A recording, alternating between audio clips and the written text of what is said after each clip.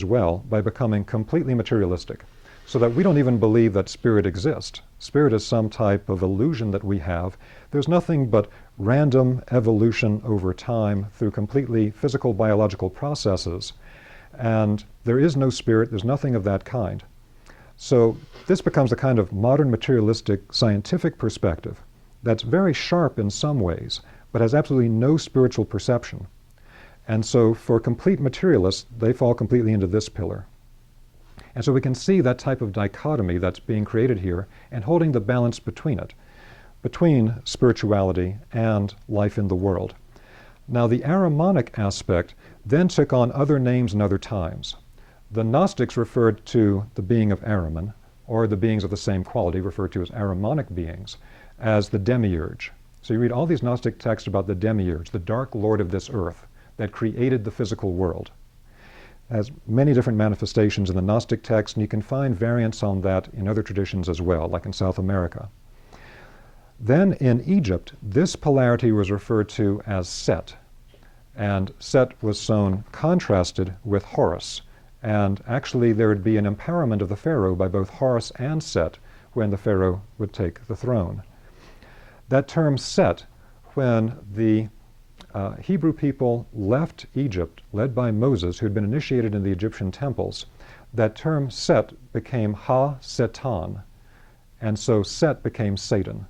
Now Ha-Satan is a Hebrew term meaning the adversary, and so it means that this is a being that has an adversarial relationship to the human being.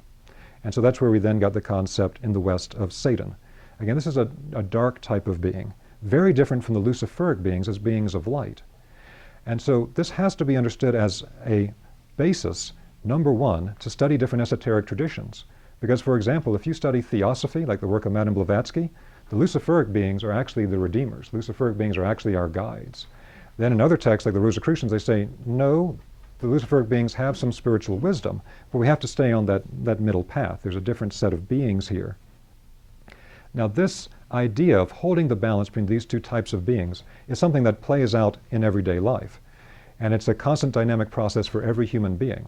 If we were to strip away the veil, we would see that these invisible Luciferic and Ahrimanic beings are influencing our consciousness at all times to go to one direction or the other, just as the beneficial beings are also connecting with us.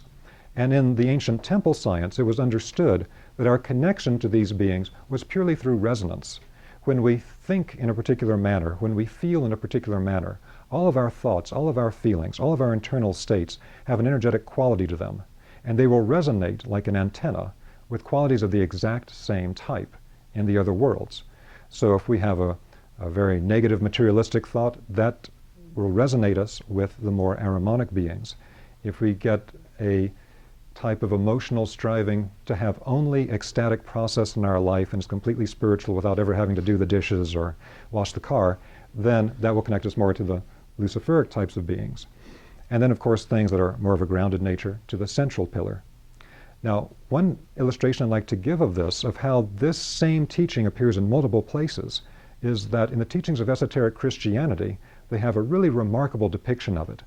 And that is, if you look at any pictures of the crucifixion of Christ from medieval times, they show Christ crucified between two thieves. So there's actually three crosses, and Christ is in the center. And the three crosses are actually three pillars.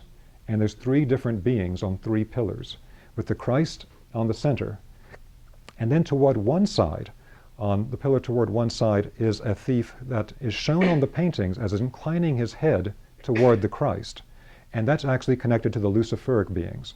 And that's demonstrated with that thief basically saying to the second thief that you and I deserve our fate, but this man is blameless. And he asks Christ to take him with him into his Father's kingdom. Christ replies, you will be with me in my Father's kingdom tonight. Because the Luciferic beings are not really opposed to the Christic forces and things in the way that the Ha-Satanic beings, the Ahrimanic beings are. So when you see these medieval depictions, Christ is on the center, one thief is there with his head inclined toward the Christ, and the other thief has his head turned away. And that's the one that is referred to in the Gospel of John as rebuking and reviling the Christ. And because the whole spiritual quality is different here. And that's again a direct depiction of three different types of spiritual beings that one interacts with. Now, the problem that can come with this is that when it's stripped away from the original initiation, very straightforward context, then people can get very worked up about hindering beings and have very sensationalistic reactions to them. But it's something like if you were to be told that you have 10 billion germs on your skin right now, and you do, you have billions of germs on your skin right now, but if your biological landscape is healthy, it doesn't matter. You're going to be fine. So if you don't get all freaked out about it, it's just the way things are already working before you even knew about it. We're influenced by these types of beings all the time. We are like fish that live in an ocean that don't know there's any water. These beings are surrounding us all the time, and our boundaries are actually not solid. They move through us, our consciousness, our feeling life, all the time. So that's one of the first things that would be clarified on the Rosicrucian path, is understanding these different types of influences that we come into contact with all the time. Let me hold questions to the end if I could, please. So the next thing we want to look at is the structure of the human being. And so the human being can be nothing other than a microcosm of the macrocosm. We hear that a lot in a really abstract way. But what it really means is that the human being has to be constructed out of the manifest levels of the Godhead spread throughout the universe that take on all these different planes that we hear about. So, for instance, there are different levels of a human being. In the esoteric tradition, we'll talk about a human physical body. That's related to the earth itself. It's what in India, in Sanskrit, they refer to as the sheath made of food. That's the literal name in Sanskrit for the physical body, the sheath made of food, because we take in physical substance, we put it into a field of force that is the outline of our body, and then it fills it out with physical substance. So the physical body is of the same nature as the earth. We draw the substance from the earth, we give it back at death. Then we have the level of life energy, that's called chi, ki, prana in the East, or the etheric in the West, from the Greek term for life energy. They have other names in the Hebrew Kabbalah related to concepts like ruach, etc. But basically it's pure life force. This is like the life energy of the Godhead moving through the world. We take a small detachment of that life energy and individualize it to become our life body during our incarnation. It's related to the element of water in physical elements.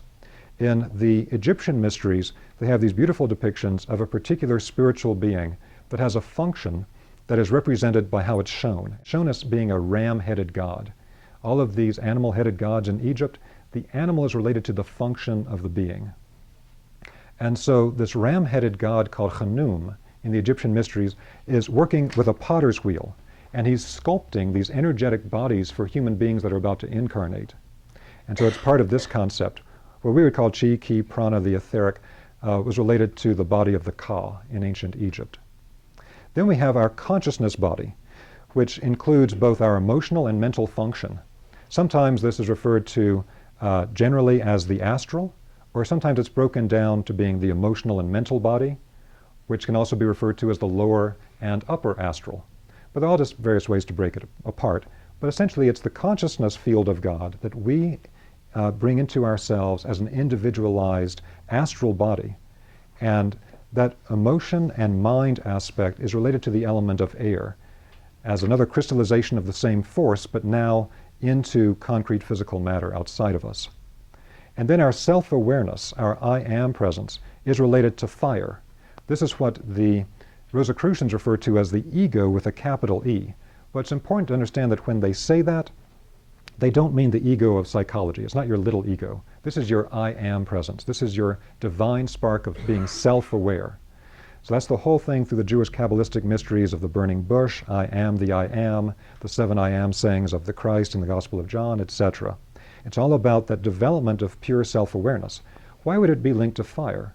Because that's the pure spark of the fire, the flame from the ocean of fire of the Godhead that we have inside of us.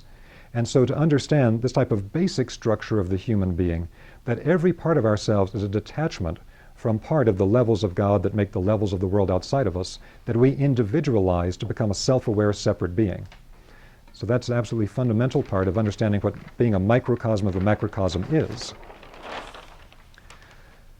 So then when we go through a process of initiation, initiation is really a process of becoming aware of who am I, why am I here, where do I come from, and how do I develop a process by which I can become more self-aware and accelerate my process of development.